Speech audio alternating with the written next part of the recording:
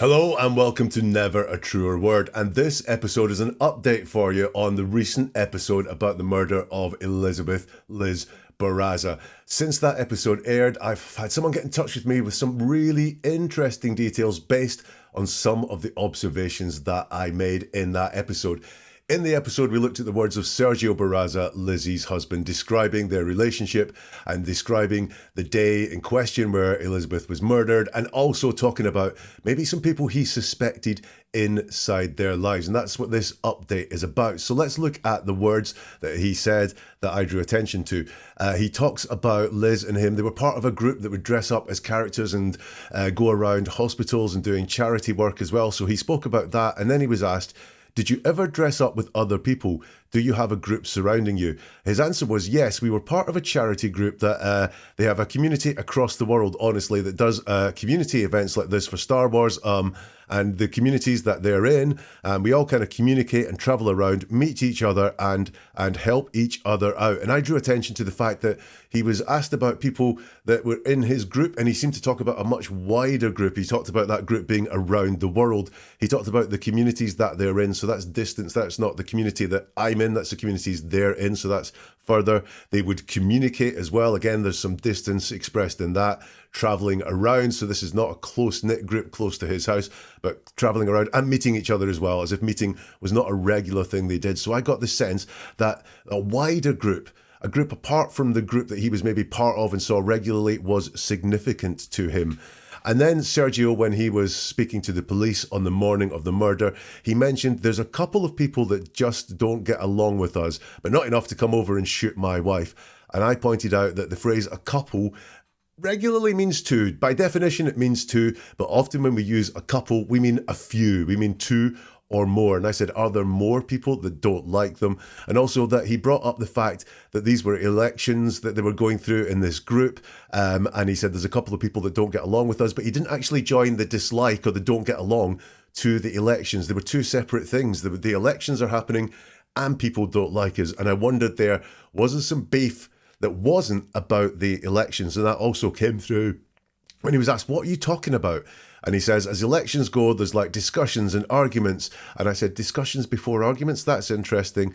But again, he didn't put the elections as the cause of this dislike there at all. He just mentioned that the elections were happening. So from all of that, I had couple. Does that mean more than two people that didn't like them? The wider community was significant to Sergio, certainly in his words, and the rift between Sergio and Liz and other people that Sergio mentioned as potentially a reason for the murder, that rift was not rooted in the elections. A guy called Alex, who's very close to the case and has done a lot of work and investigation on the case, got in touch on the back of that episode. And he said, the theme you pick up on in this video is the same thing I've tried to get across to everyone who asks me anything about Sergio or claims that they know what the cops don't in his being guilty. And that thing is, in about 18 months to a 2-year span, I spoke to Sergio weekly about Liz, himself, the case, his thoughts, his theories, the facts of the case, anything and everything. And the one takeaway I have, which I always say about him, is he always, without fail, replied to whatever I was asking. And if you saw the episode, then I think you would agree that I said he answered almost every question very straightforwardly, very directly. He listened to what the question was and answered it, which is often a sign of truthfulness. Alex continues, he never once tried to avoid anything and never got irritated that I was asking him. He even sent me the hour footage where he and Liz are setting up the yard sale from his Nest Cam, and he periodically would make a point of saying to me, thank you for your help. I appreciate all you do to help get justice for my Lizzie. It's an emotional thing to hear him tell you that when you know what he must have been through if he's innocent. So that's first of all from Alex. Now, he made a post about my episode. He said, in this video, he picks up from Sergio's words that there were a couple of people who did not like Liz and Sergio, or as he puts it, that's me, a couple, two or more than two, maybe a few people, a group of them that didn't like Liz and Sergio. He does not know that he's spot on and that there's a few people and that they are from a secondary group outside of but associated with the 501st group, which is the group that Sergio and Liz were part of. In fact, I don't think anyone knows that till now, because I was told this fact by the woman Sergio named that morning. that there wasn't just her that didn't like Liz and Sergio. There were a number of people they pissed off, according to her. Now, this woman was named by Sergio. I'm presuming that she has been cleared by the police, that she didn't actually have any involvement. And now here's the story about what Liz and Sergio did that allegedly pissed off a lot of people. There are two charity groups, 501st Legion and their sister group, the Rebel Legion. Christmas 2018, so Christmas 2018 was 1 month before Liz was murdered on her drive. Christmas 2018, there was a photo shoot for a magazine, and members from both legions were there to take part. The final decision on which photos made it into the magazine fell to Liz and Sergio. They were said to only include photos from the members of the 501st Legion, their own. This infuriated members of the Rebel Legion, and the one Sergio named that morning as the person he thought could have done this, she contacted me and she told me that the beef was over and that there were others as well as herself that Liz and Sergio really pissed off by doing that. So really interesting. What I picked up in the words does seem to be true. More than one person, something outside of their immediate group as well, and nothing to do with the elections either.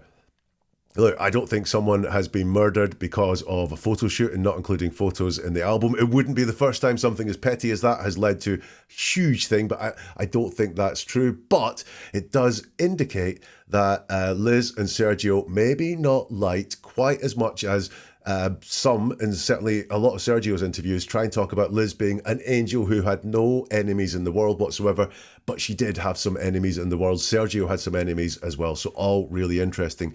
If you want to see more from Alex, he's at Welsh Chappie on YouTube. He's also written a long post with just about everything that he knows about the murder of Liz Barraza. I know a lot of people that watched the premiere of my episode had never heard the story before, and that is a good place to read about what happened and the theories about what happened and a real in-depth look at some of the stuff that happened. There's another website as well, which is whokilledlizbarraza.com, which is run by Lizzie's parents and has a timeline and facts around the murder. I'll put links to both of them in the show description. And finally, if you do come across this and you do know anything, Crime Stoppers Houston's numbers are on the screen now if you're watching, and also are in the description of this. So that's a quick update on things that I've discovered since the episode went out. Neveratruerword.com is the website where you will find ways to get hold of me on all the socials. Loads more podcasts. You can sign up for the newsletter as well, and you can look at videos, including a few more about the murder of Liz Barraza. This has been the bonus update on the murder of Liz Barraza. We'll see you soon for something new from Never a Truer Word.